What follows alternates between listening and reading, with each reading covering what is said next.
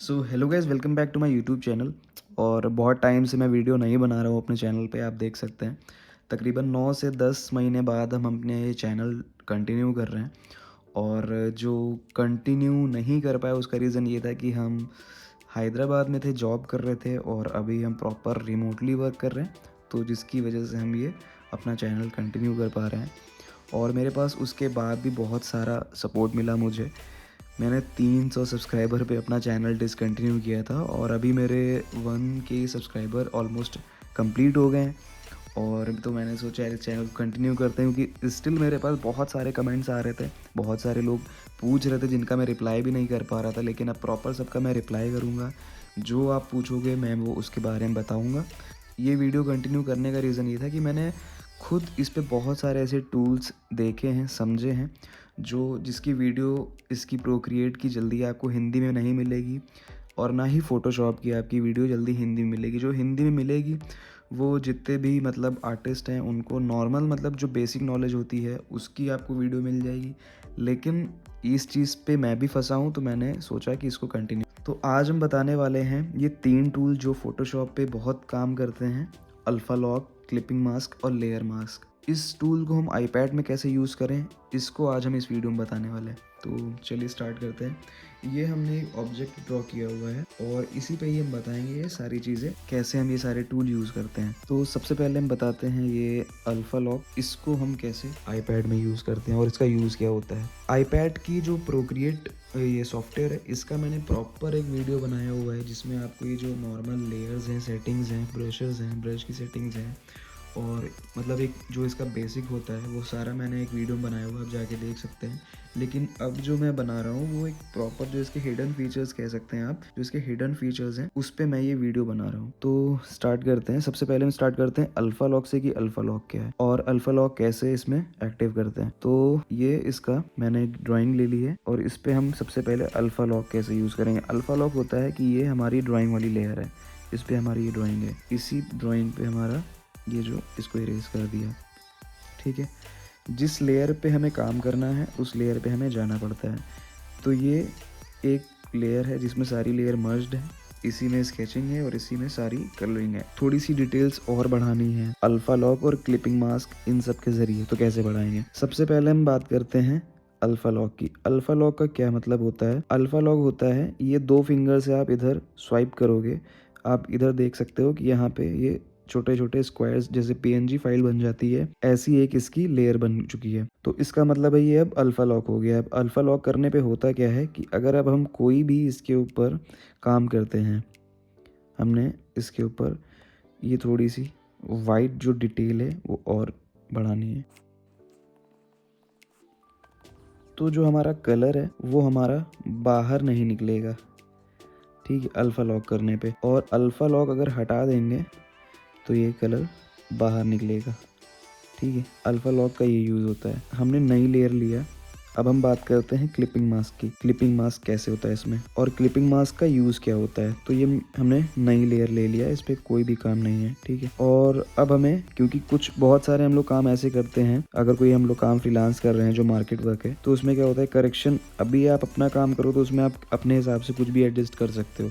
लेकिन आपका कोई क्लाइंट है, वो आपको कोई भी करेक्शन बता देता है, तो जाहिर सी बात है उसके लिए आप एक अलग लेयर बनाओगे, ताकि उसको कल को बोले कि भाई मुझे ये इस पे ये डॉट रखा है, मुझे ये नहीं चाहिए। तो आप बैठ के उसको फिर से इसको पेंट करोगे।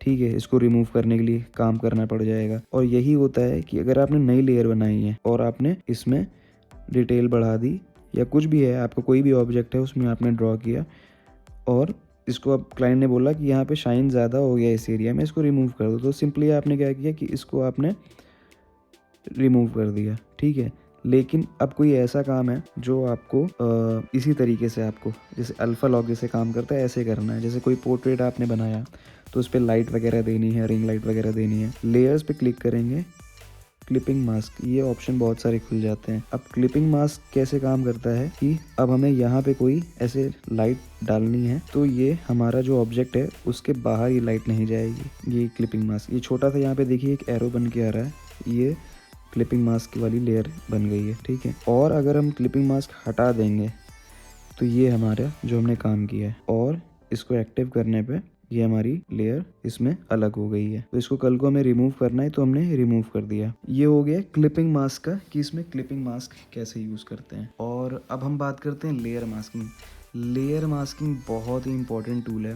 वो इसलिए कि मान लीजिए आपने कोई ऑब्जेक्ट बनाया, ठीक है, और या तो आप उसकी बैकअप फाइल बनाओ, स्टोरेज भरो अपने पीसी का या आईपैड का, और उसके बाद आप जो है उस पे रीवर्क करो और कल को उस पे फीडबैक आता है जो आपने पहले बनाया था, मुझे वही आर्टवर्क अच्छा लग रहा है, ठीक है, तो उसके लिए होता है लेयर मास्किंग। अब लेयर मास्किंग काम कैसे करता है वो हम बताते हैं।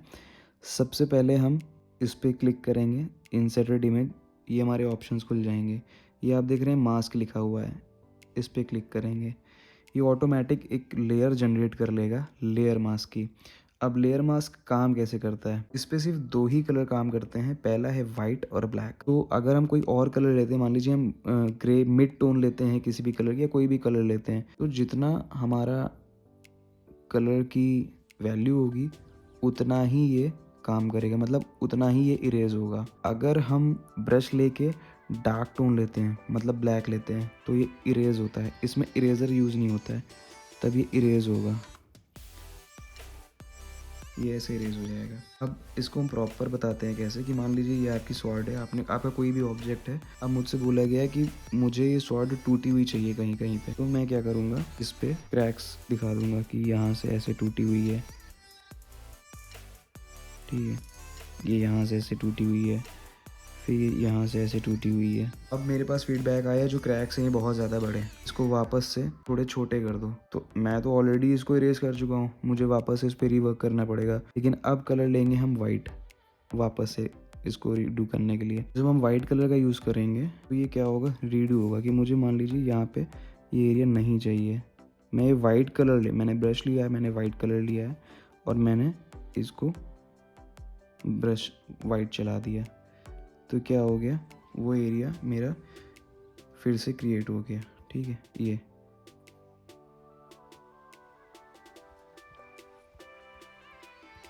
ठीक, ये मेरे वापस से वो जो एरियाज थे वो फिर से क्रिएट हो, और जो मेरी ओरिजिनल इमेज है उस पर कोई भी फ़र्क नहीं पड़ा। ये अगर आप क्लिप मास्किंग वाली लेयर हटाओगे या आप ये देखो कुछ नहीं हुआ है, और प्रॉपर ये एक पीएनजी बनती है। ये आप देखो बैकग्राउंड में कोई ऐसा कलर नहीं कि मैंने ब्लैक कलर चलाया, वाइट कलर चलाया, कोई बैकग्राउंड नहीं है।